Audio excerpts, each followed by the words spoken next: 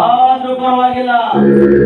ನಾವು ಹೊಸ ಚಪ್ಪಲಿನ ತಂದಾಗ ಹಳೆದು ಎಲ್ಲ ಬಿಚಾಡ್ತೀವಿ, ಹಾಗೆ ಬಿಚಾಡಿದ್ರೆ ನಮಗೆ ಪ್ರಾಬ್ಲಮ್ಮೇ ಬರೋದಿಲ್ಲ. ಹಾಗಾದ್ರೆ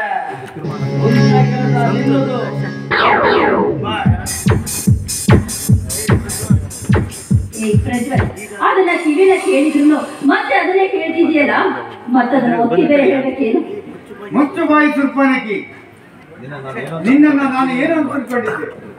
ಹಾಗೆ ಕೇವಲ ಶ್ರೀಮಂತಿನ ಆಶ್ರಮಕ್ಕೋಸ್ಕರ ನಮ್ಮ ಪವಿತ್ರ ಪ್ರೇಮವನ್ನ ಬಲಿಕೊಟ್ಟು ಅವರು ಶ್ರೀಮಂತರ ಭಿನ್ನತ್ವ ಹೋಗಲು ನಿನಗೆ ನಾಚಿಕೆ ಆಗುವುದಿಲ್ಲ?